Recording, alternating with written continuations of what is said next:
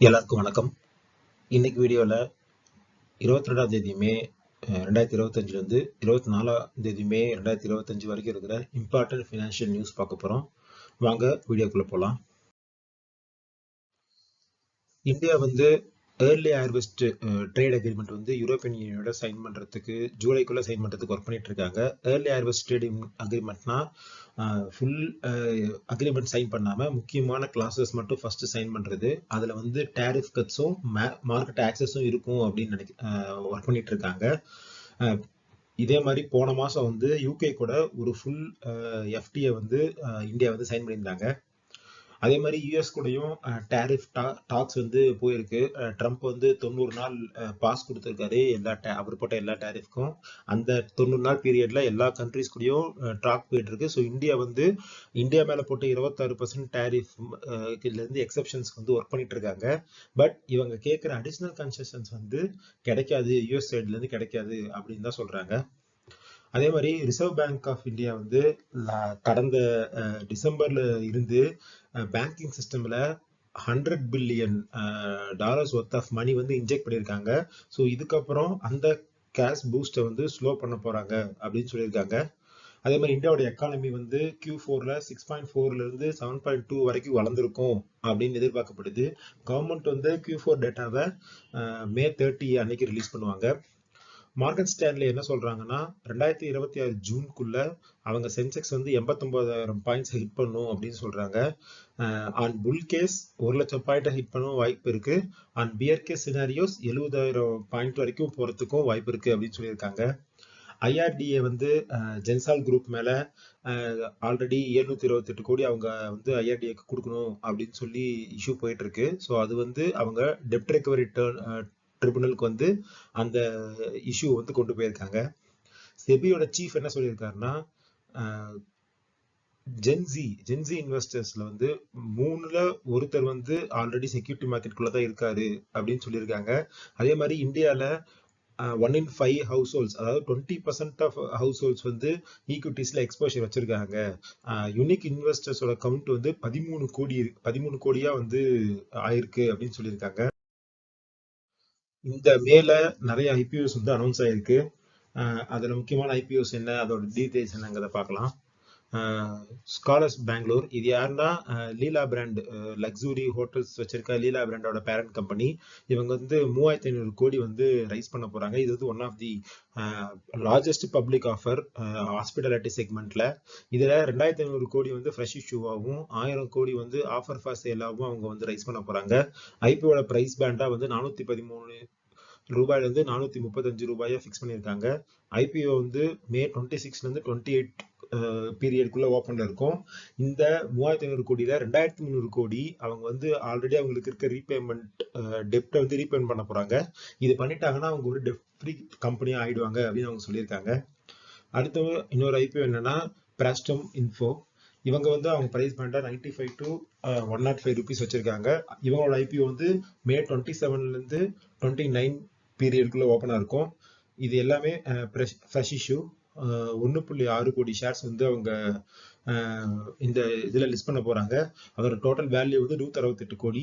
இதுல 72.5 கோடி வந்து கேபிட்டல் ரிக்வயர்மெண்ட்ஸ்க்கும் 17.95 கோடி வந்து ரீபேமெண்ட் ஆர் ப்ரீபேமெண்ட் ஆஃப் அவங்களுக்கு இருக்க கடனை வந்து அவங்க பே பண்றதுக்கு யூஸ் பண்ண போறாங்க. ஆகிஸ் வேபக் டெர்மினல்ஸ், அவங்க வந்து இந்த ஆகிஸ் லாஜிஸ்டிக்ஸோட ஒரு சப்சிடரி. அவங்களோட ஐபிஓ வராங்க. அவங்களோட பிரைஸ் பேண்டா வந்து 223 ரூபாயில இருந்து 235 ரூபாயா ஃபிக்ஸ் பண்ணியிருக்காங்க. கம்பெனி வந்து இந்த அப்பர் பிரைஸ் பேண்டான 235 ரூபாயில 26,000 கோடியா வேல்யூ பண்ணப்பட்டிருக்கு. இந்த ஒட்டுமொத்த ஐபிஓமே ஃப்ரெஷ் இஷ்யூ தான்.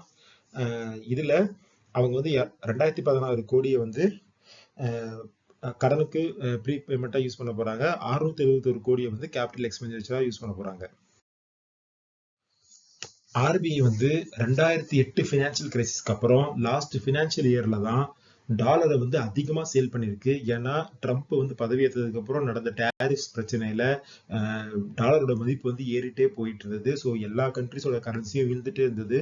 அதனால ஓப்பன் மார்க்கெட்ல டாலரை வித்து ஆர்பிஐ வந்து ருப்பியை வந்து ஹோல்ட் பண்ணி வச்சிருந்தாங்க. ஸோ இந்த சினாரியோஸ்னால $34.5 பில்லியன் வந்து இந்த ஃபினான்சியல் இயர்ல ஆர்பிஐ வித்திருக்காங்க. இது நம்ம முன்னே பார்த்த 2008 கிரைசிஸ்க்கு அப்புறம் இதுதான் வந்து ஹையஸ்ட். இவ்வளோ டாலர் வித்தும் ருபி வந்து அந்த லாஸ்ட் ஃபினான்சியல் இயர்ல வந்து 2.4% டிப்ரிஷியேட் ஆயிருக்கு.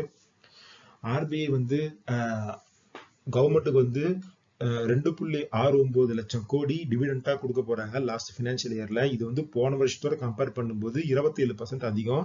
இது எதனால அப்படின்னா இந்த டாலர் சேல்ஸ்னால நடந்த கெயின்ஸ், அதே மாதிரி ஃபாரெக்ஸ் அசெட்ஸ்ல இருந்த ஹை ஏர்னிங்ஸ், அதே மாதிரி லிக்விடிஃபிகேஷன் ஆபரேஷன்ஸ் வந்து அவங்க இந்த ரெப்போ ரேட் ஆக்ஷன்ஸ் பண்ணுவாங்க, அதுல இருந்து ஏர்னிங்ஸ், இதன் காரணமாக அவங்க கவர்மெண்ட் கொடுக்குற டிவிடெண்ட் வந்து 27% போன ஃபினான்சியல் இயரோட இந்த ஃபினான்சியல் இயர் இன்க்ரீஸ் ஆயிருக்கு.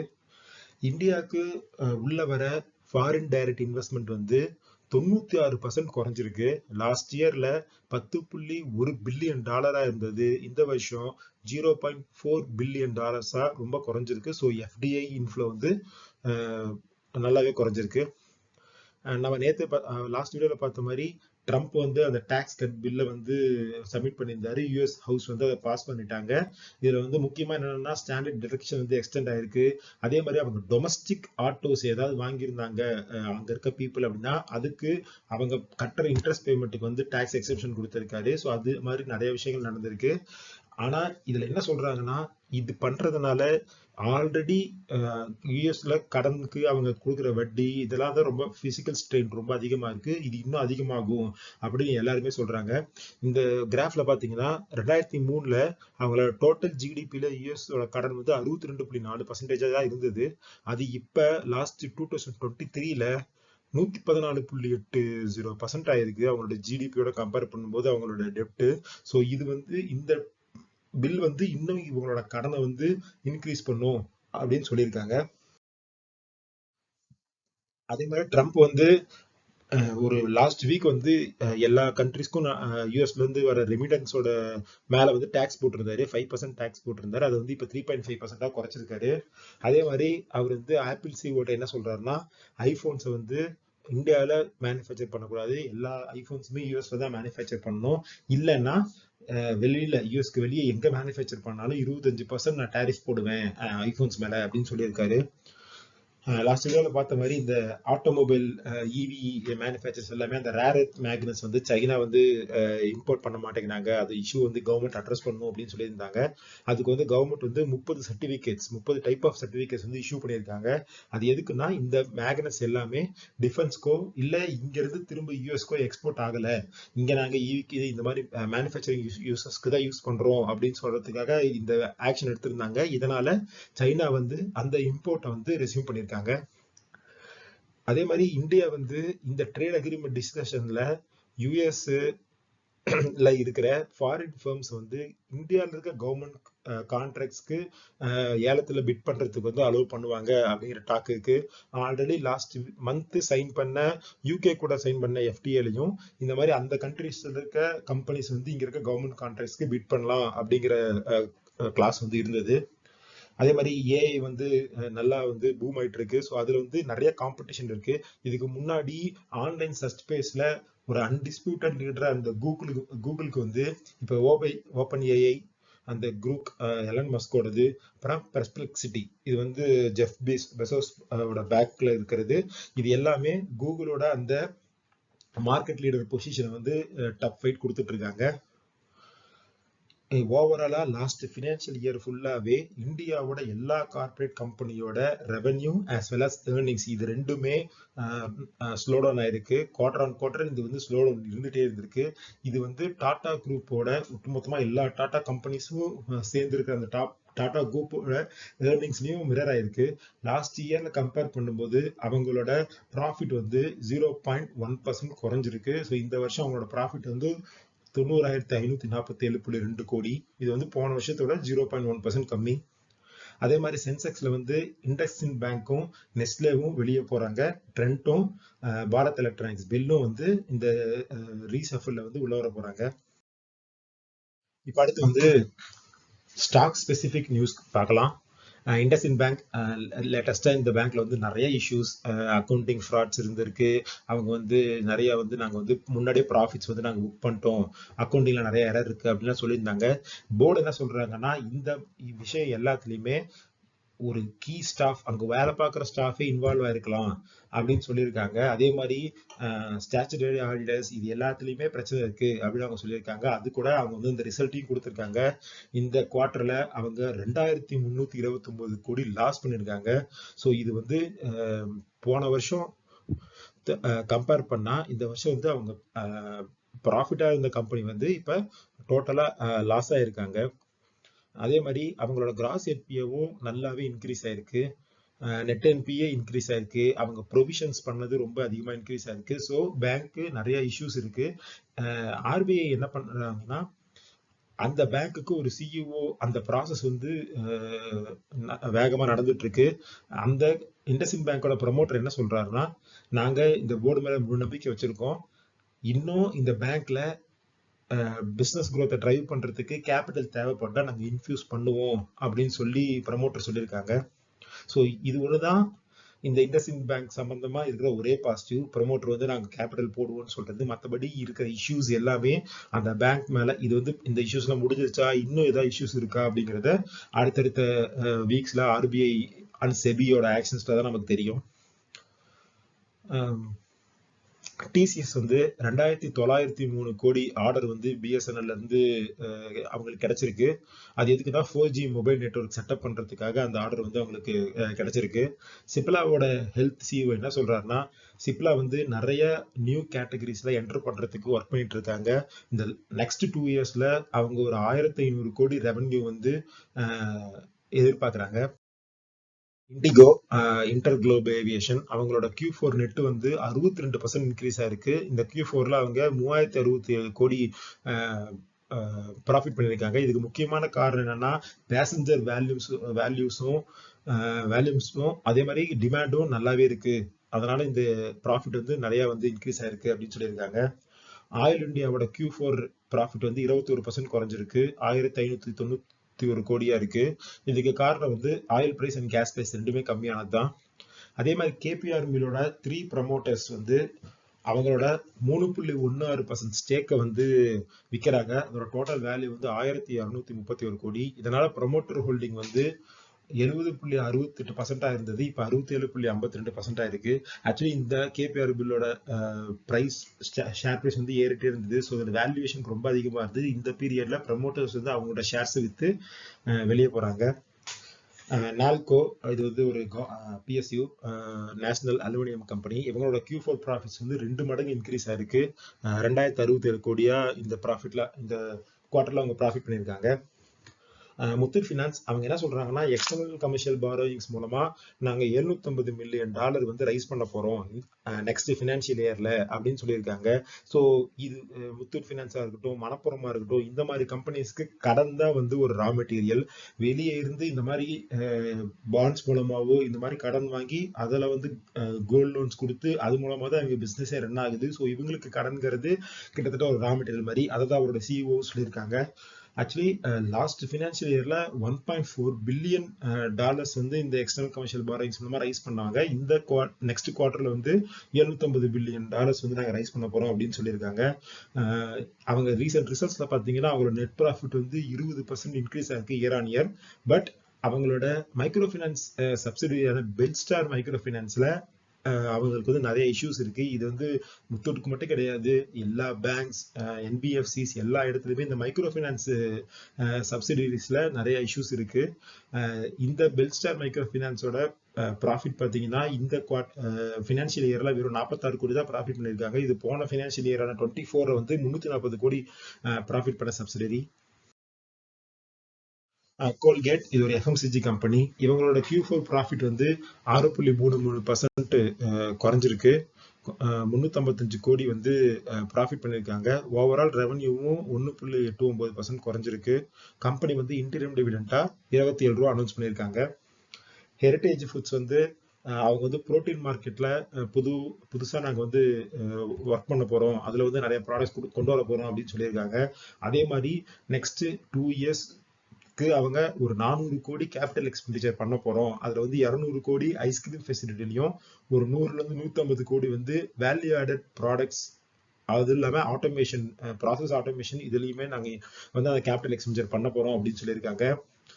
பஜாஜ் ஆட்டோ இது வந்து ஒரு முக்கியமான அப்டேட் கொடுத்துருக்காங்க. அவங்க என்னன்னா ஆஸ்திரேலியன் மோட்டார் சைக்கிள் மேனுஃபேக்சரான கேடிஎம் கூட அவங்களுக்கு ஒரு மைனாரிட்டி இன்வெஸ்ட்மெண்ட் இருந்தது. 2007 இது ஸ்டார்ட் ஆனது.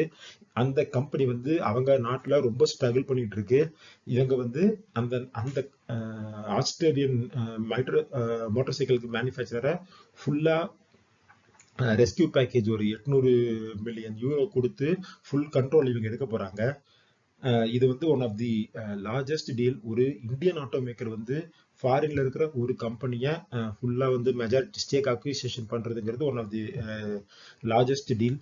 இதுக்கு முன்னாடி டாடா மோட்டர்ஸ் வந்து ஜாகுவார் லேண்ட் ரோவரை 2008ல $2.3 பில்லியன் கொடுத்து வாங்கியிருந்தாங்க.